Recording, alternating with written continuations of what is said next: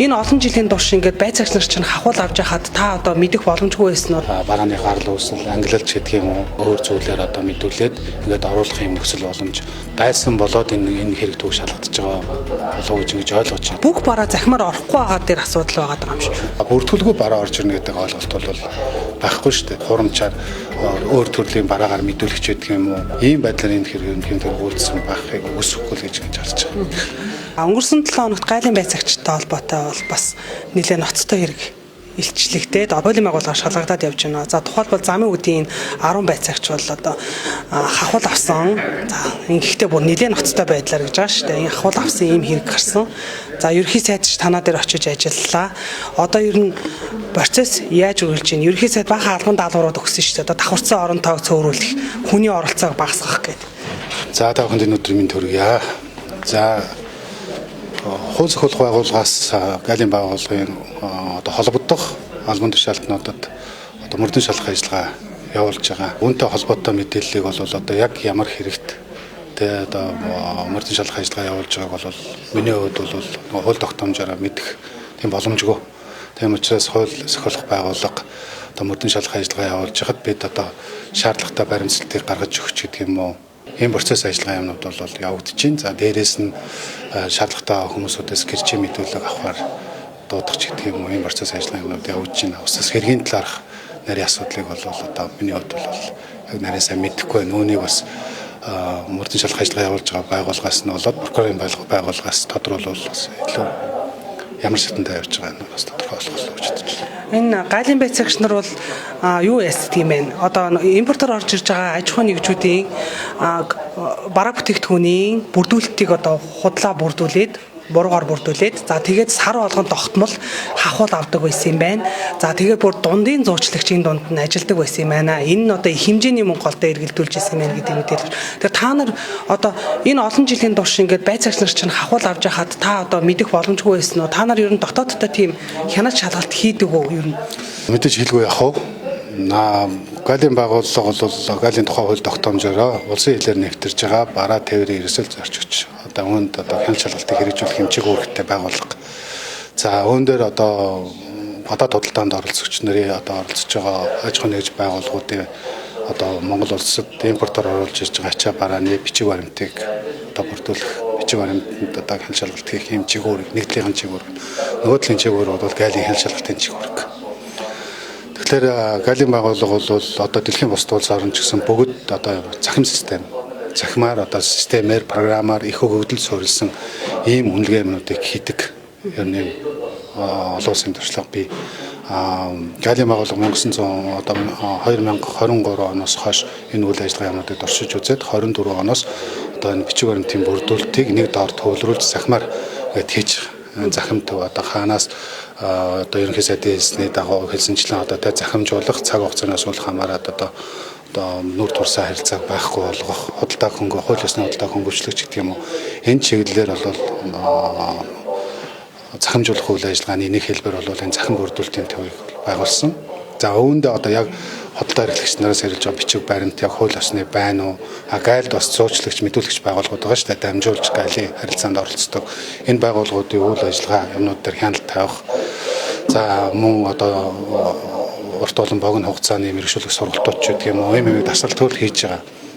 Гэхдээ саяны энэ асуудал бол бас тэгж бичиг баримт дээр одоо жишээлбэл барааны гарал үүсэл ангилалч гэдэг юм уу биткойн код ч гэдэг юм уу энэ асуудал дээр бас ингэж өөрөж хэлж байгаа шиг өөр зүйлээр одоо мэдүүлээд ингээд оруулах юм нөхцөл боломж одоо байсан болоод энэ хэрэг түүх шалгагдаж байгаа болов уу гэж ойлгож байна. Тэгэхээр энэ асуудлуудаа бид бас ерөнхий сайдын өгсөн үүрэг даалгаврын дагуу энэ алдаа нь хаана байна вэ гэдэг юмыг одоо эргэж харах энийг засах систем програмда байна уу? Яг хяналтыг одоо ямар процессын дагуу явуулж энийг өшөө яаж сайн хяналтыг нэвтрүүлэх үү гэдэг асуудлуудыг бол шуурхай хийх юм шаардлага байх. Та хэлж штэ сая ингээд захимд бүртгэх бараагаад бүртгэждэг юм шүү. Бүртгэхгүй бараагаа бол хахуул аваа гаргачихдаг юм шүү. Бүх бараа захимаар орохгүй байгаа дээр асуудал байгаа юм шүү. Үгүй тийм боломж байхгүй. Улсын хилээр нэвтржил байгаа бол эн чинь хоёр талын харилцаа шүү дээ. Хоёр улсын хоорондын гайлын байгууллагын асуудал.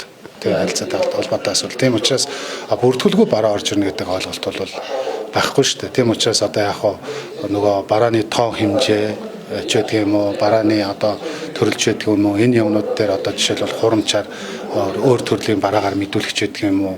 Ингэж одоо татвараас одоо зайлсхийх гэдэг юм уу. Ийм байдлаар энэ хэрэг үйлдсэн байхыг үгүйсэхгүй л гэж харж байгаа. Одоо энэ гайлын байцаагч нартай холбоотой хүнд сурталчлал гээд аюу их гомдол иргэдээс тий. Та одоо 20 саяыг улсад төлөх юм уу, 2 саяыг надад төлөх юм уу гэдэг л ярианаас эхэлдэг гэж байгаа шүү дээ. Тэгэхээр манайх бас энэ татварын хэмжээ, татварынхаа асуудал дээр анхаарах хэрэгтэй юм уу? За юу гэж бодлоо? Та энэ татвар дээр юу гэж бодлоо? Гайлын орлого буурсан гэж хэлдэг шүү дээ ерөнхий сайд тий. Хэдээр буурсан? Тариф татварын тухай хууль гэж байгаа. Энд бол нэг тогтооцсон тариф байгаа шүү дээ. Мэдээж тийм учраас одоо гайлын албан татвар бол 5%, нэмэгдсэн үртгийн албан татвар 10% гэдэг юм уу ингээд. За зарим нэр төрлийн бараанууд дээр татварын бас харилцаалгүй өөр байна. Онцгой албан татвартай бараа бол онцгой албан татварын хувь хэмжээ өөр байх жишээ нь.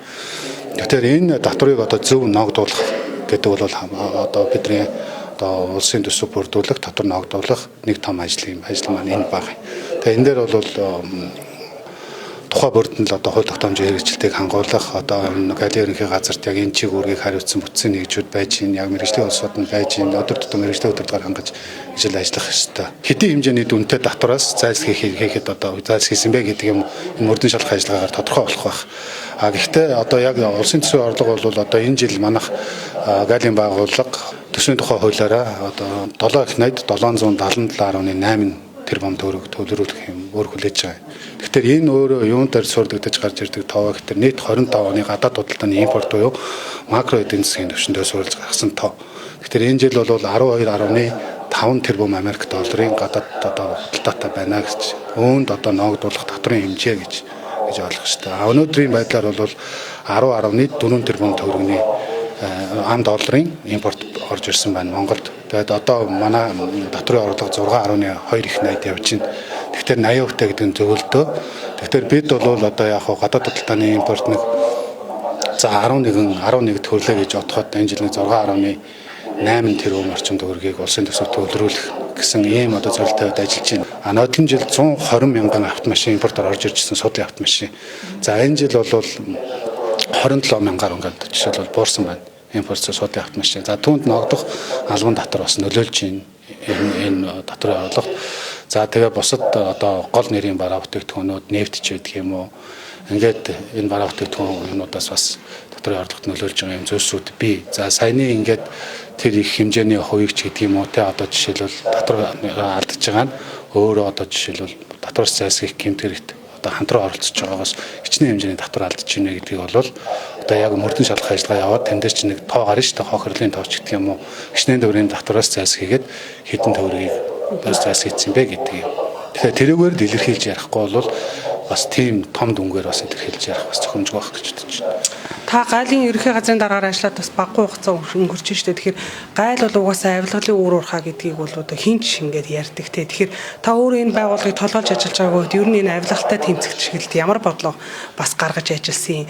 Ер нь энэ одоо мдэггүй байх гэж бол байхгүй байх. За авилгалтай тэмцэх үндэсний хөтөлбөр том хөтөлбөр байгаа. За энэ бүх төрлийн байгууллагууд тий бүгд улс орон даяараа хэрэгжүүлэх хөтөлбөр. Тэгээ энэ үндэсний хөтөлбөрийн хэрэгжилтийн хүрээнд жил болгоно нөгөө байгууллагын шударга байдлын үнэлгээ гэж юмыг тогтоодог шүү дээ. Тэгээ энэ шударга байдлын үнэлгээг бол ингээд олон улсын байгууллага босод маш олон байгууллагуудын одоо сур судалгаан дээр энэ үнэлгээ бий болдог. Тэгээ зөлийн 3 жилийн хугацаанд бол одоо яг гайлын байгууллагын шударга байдлын үнэлгээ бол дандаа тодорхой өдөр өссөн. За энэ дээр бол маш олон өвчин зүйлсүүд байгаа. Одоо жишээлбэл энэ хамгийн одоо нийгэм төрөнд хэрэгжүүлэх ажил бол захимжуулах ажил. Тийм учраас гайлын байгууллага бол одоо зөвхөн бүх төрлийн үйлчлэгээнуудад захин болгосон, ил болгосон, нээлттэй болгосон. Энийг бас ингээд нэг ажил талаас нь бас худалдаа эрхлэгч нар одоо өөрсдөө ингээд яг гадаад худалдааны харилцаанд оролцож байгаа нэг хэсэг байж та нийгэм гэдэг бол бүхэл том масс шүү. Тийм учраас гадаад худалдааны харилцаанд оролцож байгаа аж ахуйн нэгж байгууллагуудад бол одоо хууль ёсны худалдааг хөнгөвчлөх юм бодиттой ажлууд бол ингээд хийгдэж байгаа. Жишээлбэл ингээд дурдах юм бол одоо гайлын бичиг баримтыг ингээд мэдүүлэхэд одоо жишээлбэл заавал жуулчлагч байгуулгаар биш тусгай аж ахуйн нэгж иргэн өөрөө мэдүүлэх системийг бий болгох ч гэх юм уу. Энэ бол том алхам. За нөгөө талаар одоо гайлын лабораторийн үүд ажиллагааг захимжуулаад яг тодорхой хугацаануудтай болгоцсон. Одоо жишээлбэл уул уурхай эрдэс бүтээгдэхүүний дээжийг аваад ингээд удаж ин модж ингэж ингээд баган гомдоод байдаг гэсэн шүү дээ. Дээж хүлээж авснаас хойш одоо 24 цаг 48 цагийн дотор дээжүүдийг шууд гаргах ч гэдэг юм уу. За тэгээд босод ингээд захимжуулсан ажлууд бол бас нэлээдгүй цаашдаа бүх төрлийн бараа бүтээгдэхүүнүүд дээр ер нь бааз үнэн дээрээ суурлаад үнэлгээ юмнуудыг хийдэг болох ёстой гэсэн зорилттой тавьчих. Уучлаарай нөгөө өнгөрсөн жил таны их чиг одоо таны нэрийг бариад замын үд дээр бас ингээд иргэдээс ингээд юу аваад тийм авилгал авд юм байна гэдэг мэдээлэл гарсан шүү дээ. Энэ асуудлаараа та шалгагдсан уу? Одоо ер нь саяны энэ хэрэгтэй холбоотойгоор тантай бас хариуцлага энэ төр гэж ярьж байгаа.